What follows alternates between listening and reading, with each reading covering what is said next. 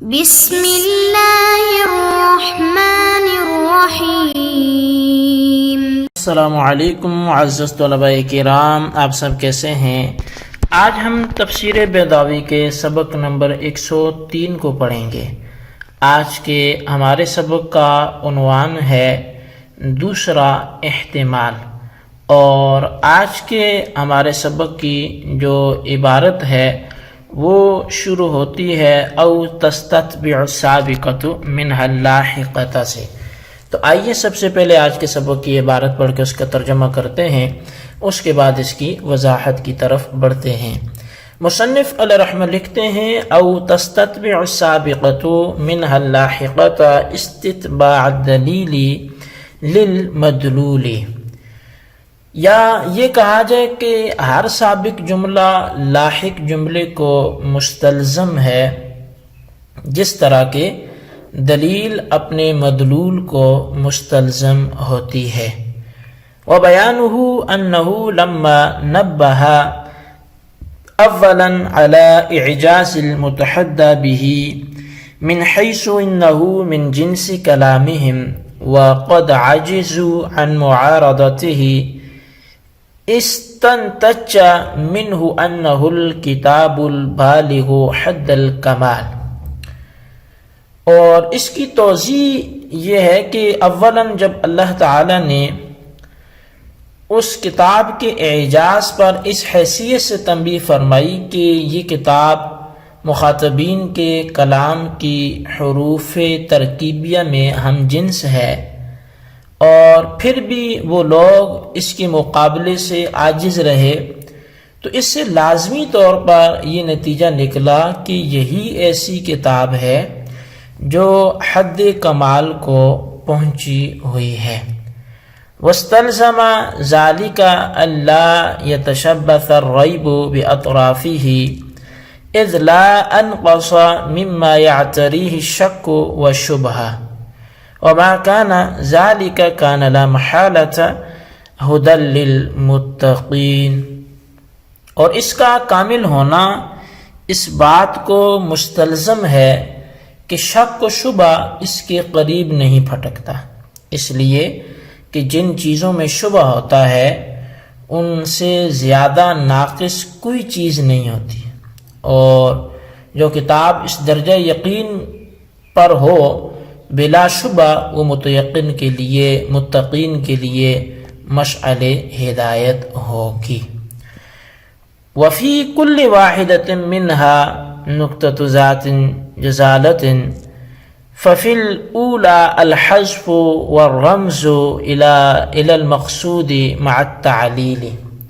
اور ان چاروں جملوں میں سے ہر جملے میں کوئی نہ کوئی نقطہ ہے جو اپنی تئیں بہت سارے نکات لیے ہوئے ہے، چنانچہ پہلے جملے میں حذف ہے اور مقصود کے ساتھ ساتھ علت کی طرف بھی اشارہ ہے۔ وفی الثانیۃ فخامۃ التعریف وفی الثالثۃ تاخیر الظرف حذرا عن ایہام الباطل۔ اور دوسرے جملے میں حرف تعریف کی وجہ سے فخامت و عظمت پائی جاتی ہے، اور تیسرے جملے میں ایہام باطل سے بچنے کے لیے ظرف کو مؤخر کر دیا گیا ہے۔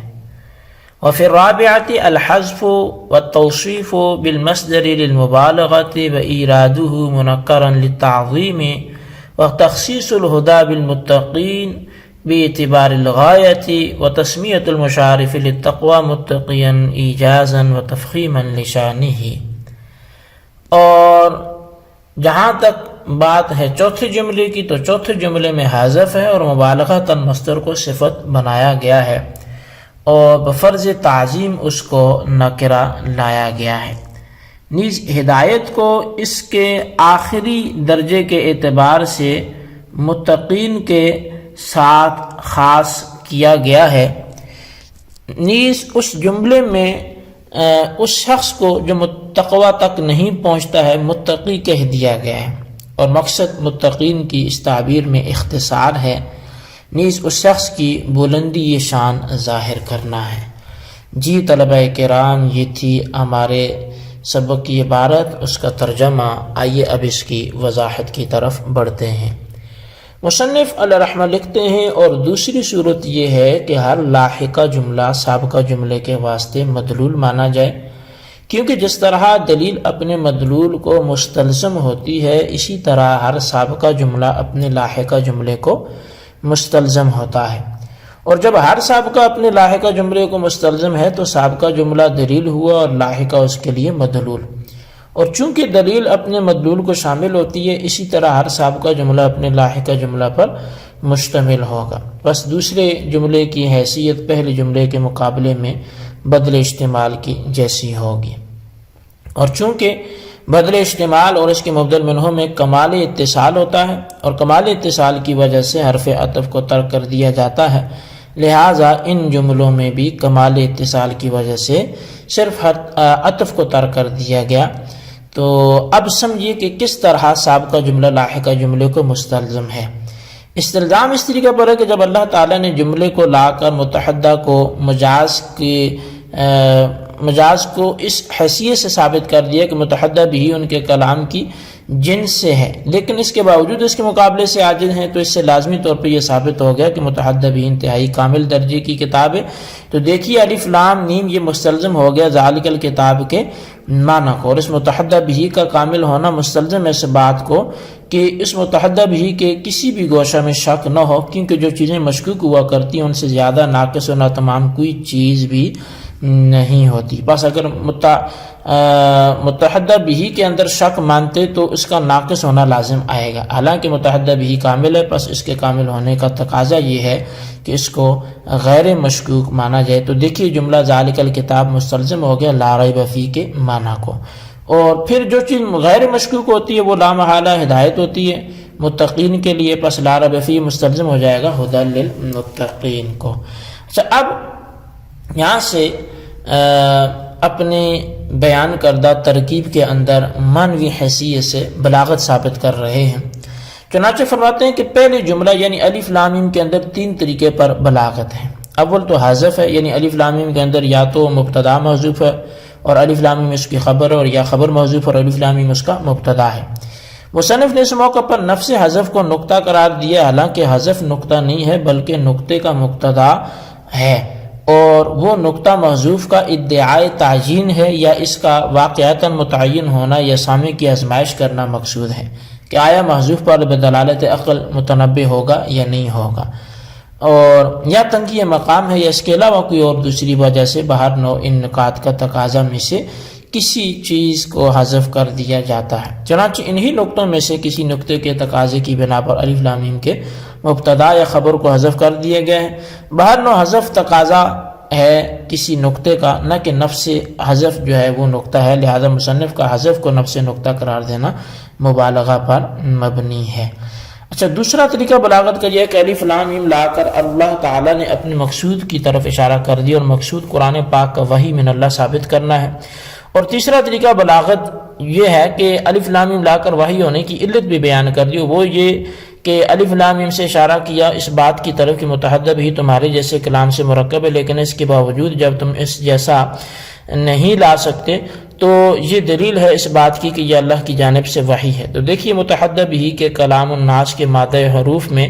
شریک ہونے کے باوجود اس کے معارضے سے عاجز رہ جانا علت ہوا۔